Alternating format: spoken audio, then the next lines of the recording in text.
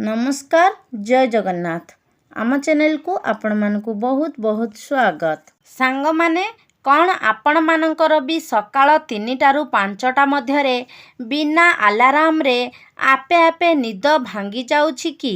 कौन प्रतिदिन आपण एही समय रे उठुछंती कि? ठीक एही समय रे ही आपणकर निद भांगी जाउछि कि?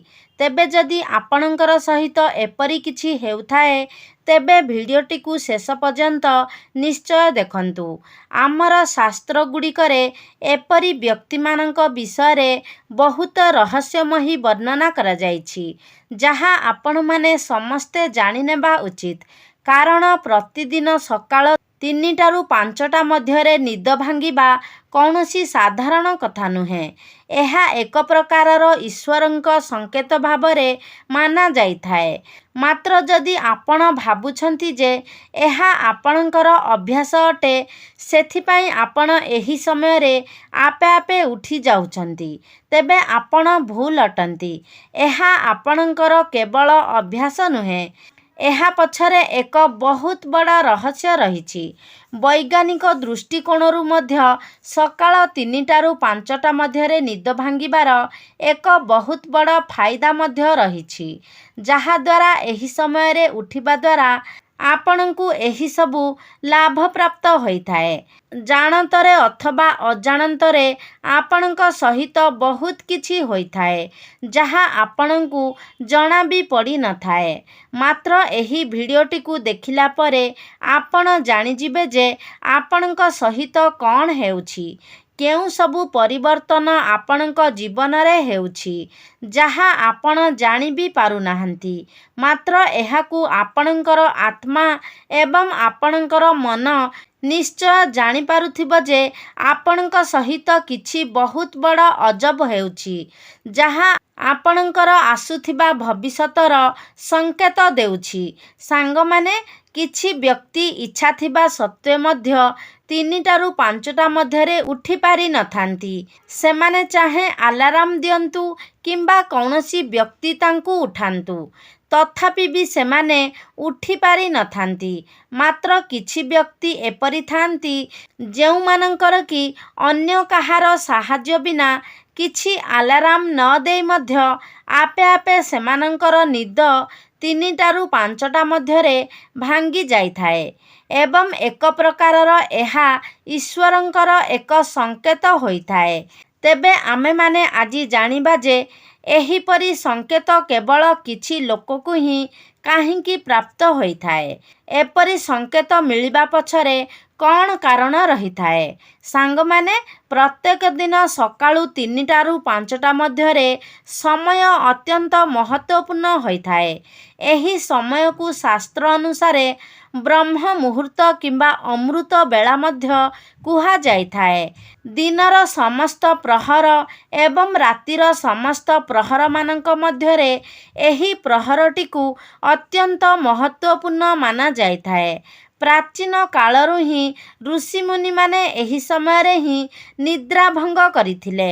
एही समय रे ही सेमाने जाग्रत हेउथिले एवं एही समय रे ही सेमाने सेमानंकर ध्यान जप इत्यादि कर्म करुथिले।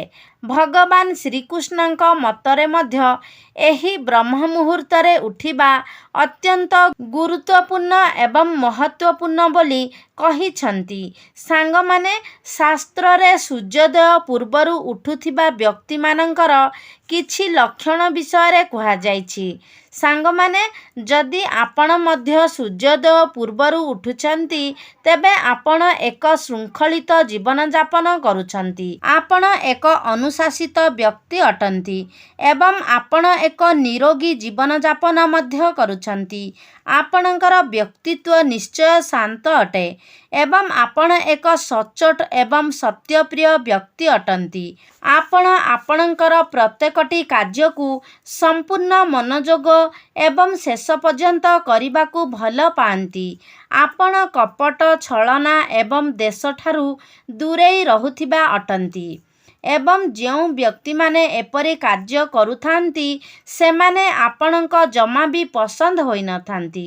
ଆପଣ ବହୁତ ହିଁ ବୁଦ୍ଧିମାନ ଏବଂ ସକାରାତ୍ମକ ବ୍ୟକ୍ତି ଅଟନ୍ତି ଏବଂ ଏହି କାରଣରୁ ହିଁ ଆପଣଙ୍କୁ ପ୍ରତ୍ୟେକ ବ୍ୟକ୍ତି ସମ୍ମାନ କରିଥାନ୍ତି, ଆପଣଙ୍କୁ ସମ୍ମାନ ଦେଇଥାନ୍ତି। ଆପଣ ଜାଣିଶୁଣି କେବେ ବି ଅନ୍ୟ କାହାକୁ ଦୁଃଖ ଦେବାକୁ ଚେଷ୍ଟା କରିନଥାନ୍ତି କିମ୍ବା ଦୁଃଖ ଦେଇନଥାନ୍ତି। ଅନ୍ୟ ବ୍ୟକ୍ତିଙ୍କୁ ଆପଣ କେବେ ବି କଟୁ କଥା କହିନଥାନ୍ତି ଏବଂ ଦୁର୍ବଳ ଏବଂ ଦରିଦ୍ର ବ୍ୟକ୍ତିମାନଙ୍କୁ ମଧ୍ୟ ଆପଣ କେବେ ବି ଘୃଣା କରିନଥାନ୍ତି। ଆପଣ ଆପଣଙ୍କର ପ୍ରତ୍ୟେକ କାର୍ଯ୍ୟକୁ ନିୟମିତ ଭାବରେ କରିଥାନ୍ତି।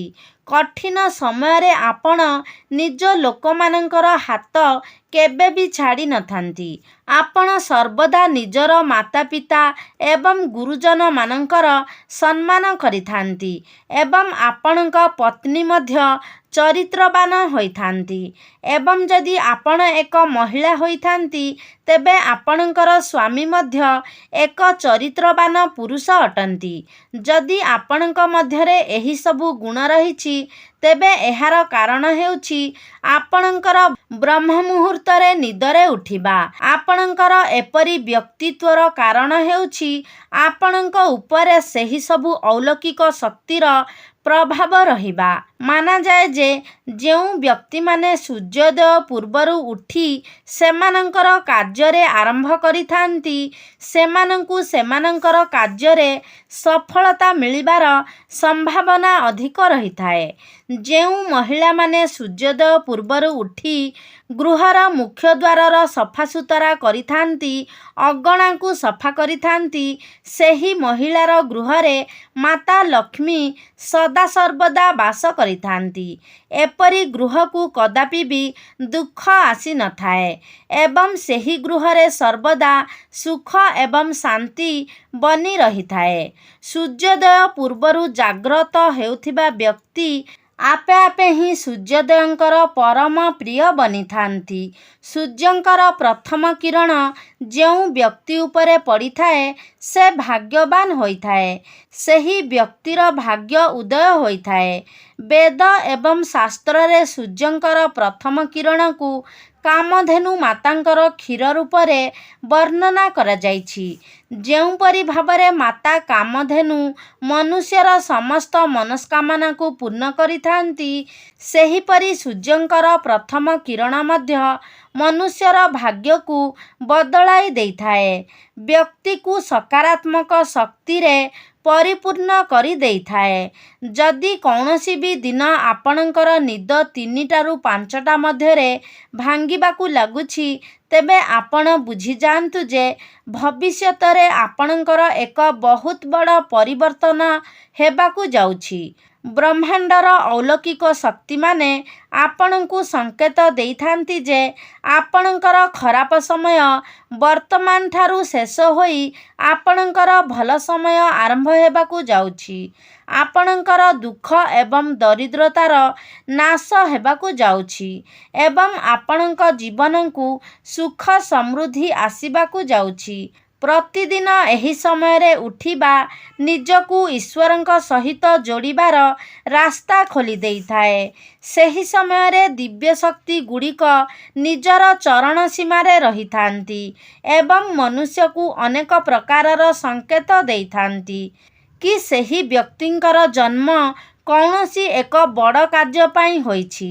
ଯଦି କୌଣସି ବ୍ୟକ୍ତିଙ୍କର ନିଦ ଏହି ସମୟରେ ଏକ ସୁନ୍ଦର ଧ୍ୱନି ସହିତ ଭାଙ୍ଗୁଥାଏ ଯେମିତିକି ମନ୍ଦିରର ଘଣ୍ଟିର ଶବ୍ଦ, ଶଙ୍ଖର ଶବ୍ଦ କିମ୍ବା ପ୍ରକୃତିର ସୁନ୍ଦର ଶବ୍ଦ, ଏହିପରି କିଛି ମଧୁର ଶବ୍ଦ ସହିତ ଉକ୍ତ ବ୍ୟକ୍ତିଙ୍କର ନିଦ ଭାଙ୍ଗୁଥାଏ ତେବେ ସେହି ବ୍ୟକ୍ତିଙ୍କ ଉପରେ ଈଶ୍ୱରଙ୍କର ଏକ ବିଶେଷ କୃପା ରହିଥାଏ।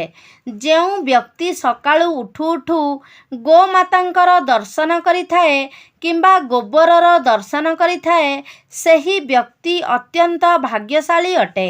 ଯଦି ଏହି ସମୟରେ କୌଣସି ବ୍ୟକ୍ତି ମନରେ ଶ୍ରଦ୍ଧା ଏବଂ ବିଶ୍ୱାସ ରଖି ଭଗବାନଙ୍କର ଚିନ୍ତନ କରିଥାଏ, ତାଙ୍କର ସ୍ମରଣ କରିଥାଏ ତେବେ ତାର ଅନେକ ବଡ଼ ବଡ଼ ପାପରୁ ତାଙ୍କୁ ମୁକ୍ତି ମିଳିଥାଏ। ତାକୁ ପୁଣ୍ୟ ଅର୍ଜନ ହୋଇଥାଏ। ସେତେବେଳେ ତା'ର ମନରୁ ସମସ୍ତ ପ୍ରକାରର ପାପ ନଷ୍ଟ ହୋଇଯାଇଥାଏ ଏବଂ ତାପରେ ସେ କେବଳ ଭଲ କାର୍ଯ୍ୟ ହିଁ କରିବାକୁ ଲାଗିଥାଏ। ପଦ୍ମପୁରାଣ ଅନୁସାରେ ମନୁଷ୍ୟକୁ 84 ଲକ୍ଷ ଜନି ଦେଇ ଗତି କରିବାକୁ ପଡ଼ିଥାଏ, ତେବେ ଯାଇ ତାକୁ ମନୁଷ୍ୟ ଜନି ପ୍ରାପ୍ତ ହୋଇଥାଏ।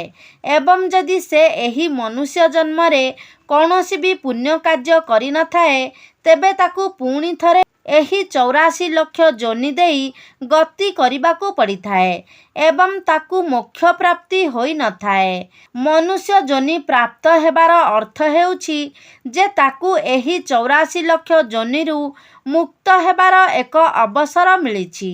ଯଦି ଏହି ମନୁଷ୍ୟ ଜନ୍ମରେ ସେ କୌଣସି ପୁଣ୍ୟ କାର୍ଯ୍ୟ କରେ, ତେବେ ତାକୁ ମୋକ୍ଷ ପ୍ରାପ୍ତି ହେବାର ସମ୍ଭାବନା ରହିଥାଏ ଏବଂ ପୁଣି ଥରେ ତାକୁ ଆଉ 84 ଲକ୍ଷ ଯୋନି ଦେଇ ଜନ୍ମଗ୍ରହଣ କରିବାକୁ ପଡ଼ିନଥାଏ। ସେ ଏହି ଜନ୍ମ ମୃତ୍ୟୁ ଖେଳରୁ ପାର ହୋଇଯାଇଥାଏ। ସେ ଈଶ୍ୱରଙ୍କ ସହିତ ଲୀନ ହୋଇଯାଇଥାଏ। ତେବେ ସାଙ୍ଗମାନେ, ଆଶା କରୁଛି ଆଜିର ଭିଡ଼ିଓଟି ଆପଣମାନଙ୍କୁ ନିଶ୍ଚିତ ଭାବରେ ଭଲ ଲାଗିଥିବ। ଯଦି ଭଲ ଲାଗିଛି ତାହେଲେ ଲାଇକ୍ କରନ୍ତୁ, ସେୟାର କରନ୍ତୁ। ଆମ ଚ୍ୟାନେଲକୁ ଯଦି ସବସ୍କ୍ରାଇବ୍ କରିନାହାନ୍ତି ତାହେଲେ ସବସ୍କ୍ରାଇବ୍ କରିଦିଅନ୍ତୁ। ସର୍ବେ ଭବନ୍ତୁ ସୁଖିନଃ। ଧନ୍ୟବାଦ।